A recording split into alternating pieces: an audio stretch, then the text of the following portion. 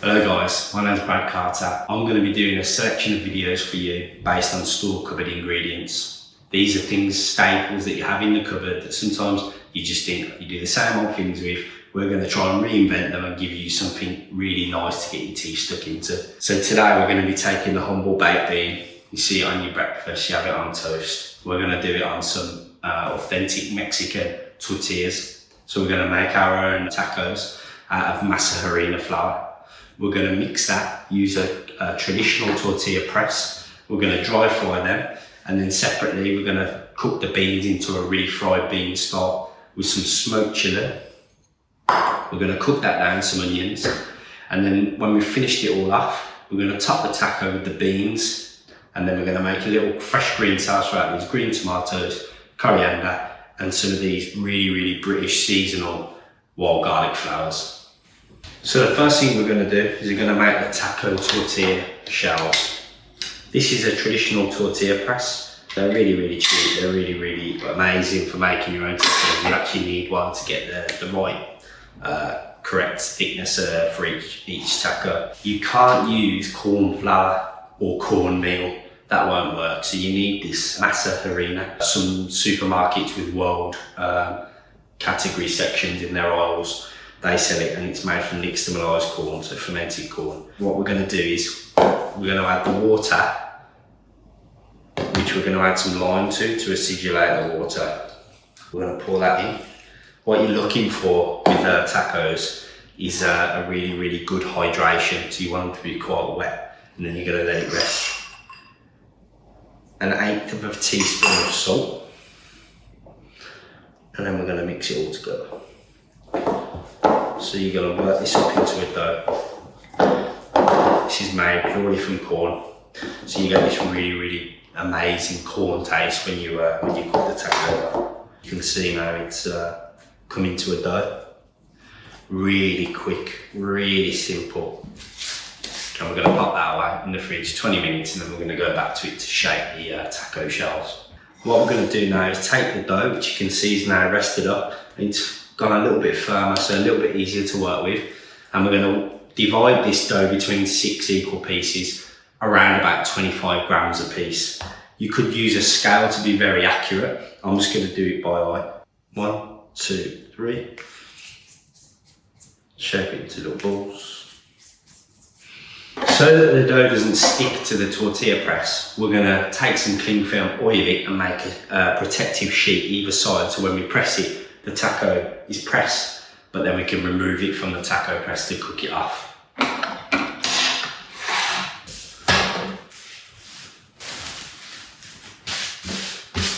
Flatten it out and then fold it over again. Make sure it's the right size for the tortilla press. Like so. That's great.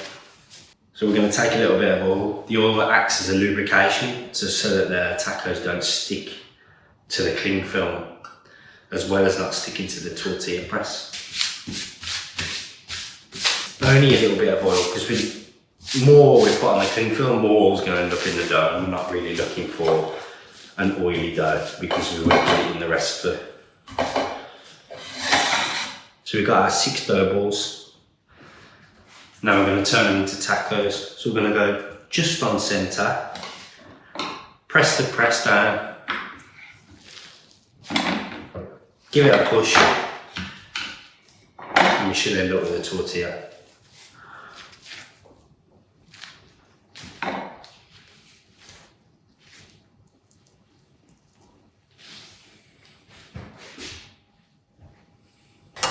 Now we get to cooking. We want a hot, dry pan. So we put the pan on the heat, have it preheated for about 5 to 10 minutes so it's nice and hot, ticking over, no oil, no nothing. And then we're going to put one of the tortillas in. We're not trying to fry it off, we're just trying to colour the outside of the dough, and then we're going to flip it over. We can do this 1 by 1 or 2 max, just so we've got full control. You see it's starting to colour down that side. We're just going to leave it for a little bit longer. See, it's nicely coloured now. You can flip that over and then add another one to the pan. This one's halfway cooked, this one's just been started up. So we can easily monitor how we're cooking these by This one's halfway, this one's just gone on. When this one comes off, this one's gonna get flipped. That's it, just checking all the time, checking the colour, checking the cooking. So while the tacos are cooking behind you, you can keep an eye on them. You can do this well in advance. So you can make the dough, rest it, shape the tacos and then cook them off. Just keep them in between a warm tea towel, ever so slightly damp. And you can keep them in a really low oven around 50-60 degrees. And it's just gonna keep them warm while you're waiting to cook the rest of the ingredients that are gonna go on top. Yeah, a nice bit of colour on the outside now. You can give them don't be afraid to give them a little push down as well, so they have a bit more contact with the pan. You can see this taco is now done. It's got colour on this side, nicely coloured on this side. We're going to take that off, ready for when we eat it later. The best way to keep them is in a warmed, ever so slightly damp tea towel. If you really was pushed for time and you didn't fancy making the taco shells, you could buy tortillas and then cut out smaller rounds, just fry in a hot dry pan. So the whole inspiration for this is from the humble baked bean in tomato sauce in the tin. We're gonna take it and recreate refried beans, which is a Mexican thing where it would be cooked beans that you would reintroduce new flavors, cook slowly in a pan with some smoked chili. We're gonna add some onions in the base, and we're going to cook it all and stew it down together to top our masa harina tacos with. So the first thing we need to do, we're going to take an onion,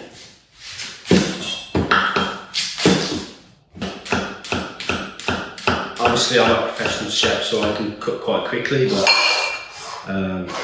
it's not a race, take your time.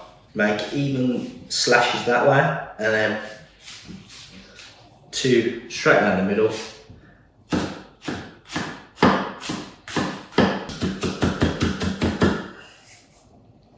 Okay, now that we've chopped the onion, we can start off cooking the beans. So the dry hot pan that we were using for the tacos, we've kept that. It's nice and warm. Turned it off, and we're going to re-turn it back on now, but a little lower than it was when we were cooking the tacos. But first of all, we're going to put some oil in the pan. Anything neutral. Start the onions up in the pan.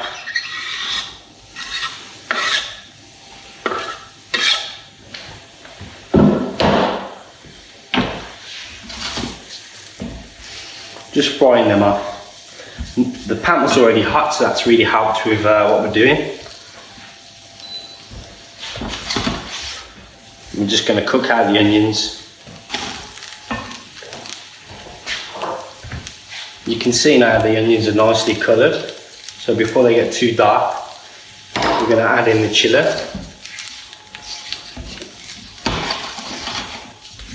And you might get some fumes come up now where it really takes over your nose, but step back if it does. And then we're going to add a little splash of water just to stop the chili from burning, as it's a ground spice and that could easily happen. This also enables it to cook out a little bit, so take away a little bit of the powderiness. Next, in with the baked beans.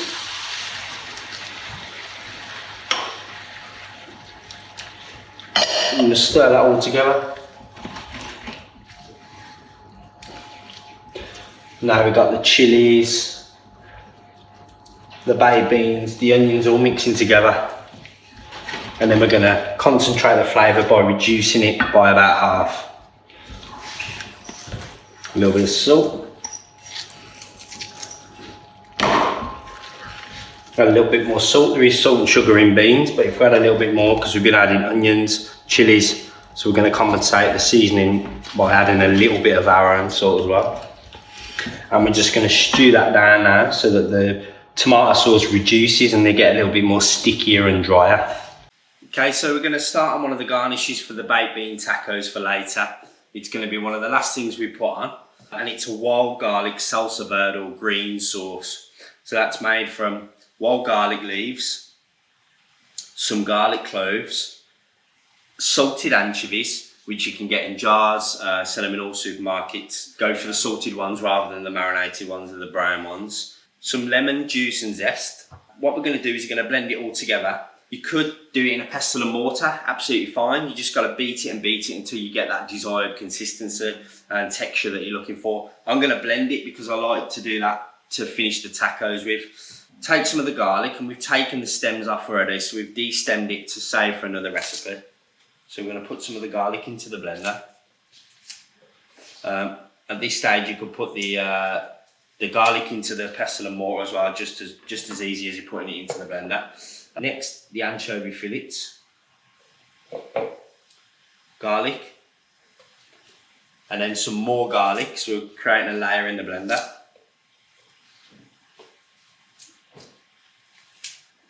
We're just ripping and tearing it into the blender to fit it in. That's the only reason we're cutting it down slightly. You could cut it with a knife, but it's easy to do it by hand. Some lemon zest. Always try and buy an unwaxed lemon, because what happens is for the travel they wax lemons and limes, and that can make everything a little bit bitter. So always try and buy an unwaxed one, or run it under hot water and rub the wax off. So a little bit of zest. Now we're going to squeeze in some juice, watching the pips, so we can just do that through our hand like this to sieve it. Or if you've got a little fancy reamer, you can do it with that. This is just as good. So now it's ready for the blender. We're going to put in half the oil. Give it a little shake. This is just a smoothie blender, but you can do it with any blender you've got at home, or like I said, pestle and mortar.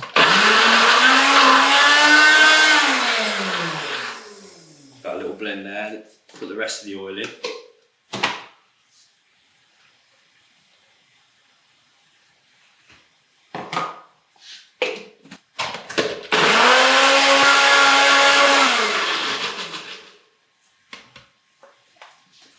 And that's it.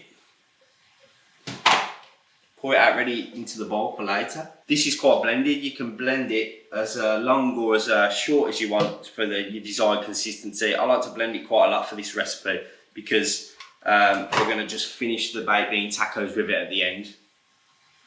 Okay, the beans are nicely cooking away behind us, and we want to reduce them down so they look like they're just going really soft and becoming like really mushy, and that's what we want because that's going to be drier and better for the taco. We don't want too much of the tomato sauce left because when we put it on top of the taco shell, it's going to make it really soft. So we're trying to reduce and concentrate the flavour by drying it out at the same time. While they're cooking, we can get to work on the salsa. So for that, we're going to take a green tomato, cut it in half.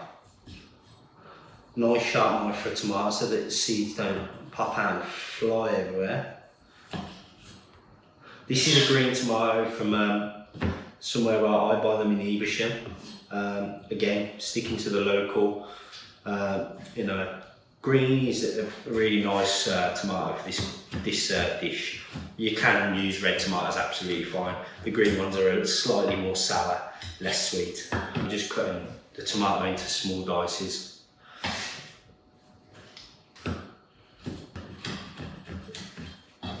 So you're getting all the flesh, all the pulp, that's going in the bowl as well. All the seeds that are left.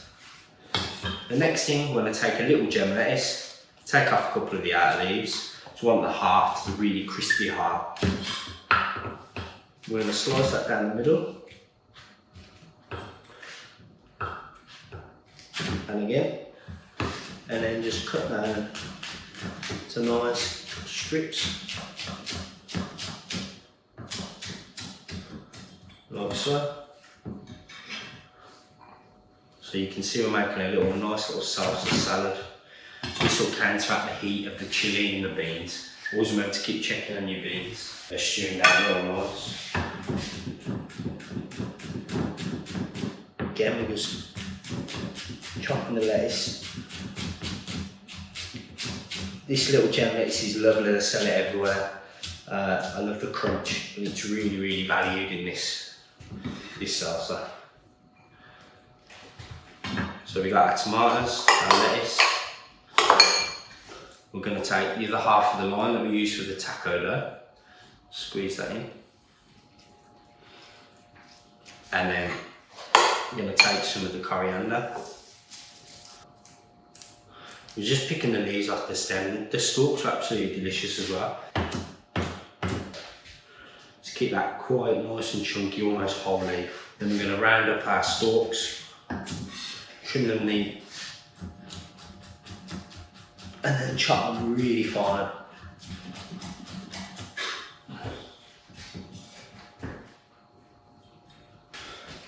To finish off the green salsa for the top, we're going to add about 10 millilitres of apple cider vinegar. Same with oil. I'm using grape again. You can use a light olive or rapeseed oil. Something with a nice bit of flavour. Stir that in. I'm going to season the sauce with a little bit of salt. Make sure you do that towards the end of the dish because the salt's going to draw out a lot of moisture from the lettuce, and the tomatoes will make it really soft and soggy. That's not what we're looking for. We're looking for a bit of crunch.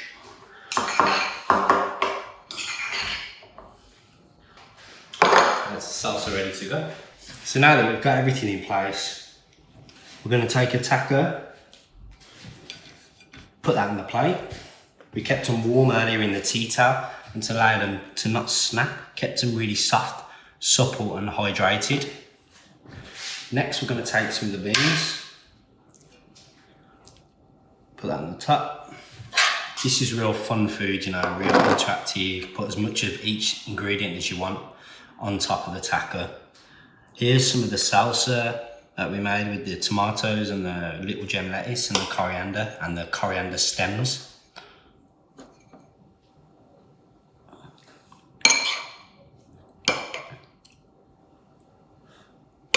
It's a real nice green finish crunch to that. Take a little bit more coriander. A few nice big pieces of that.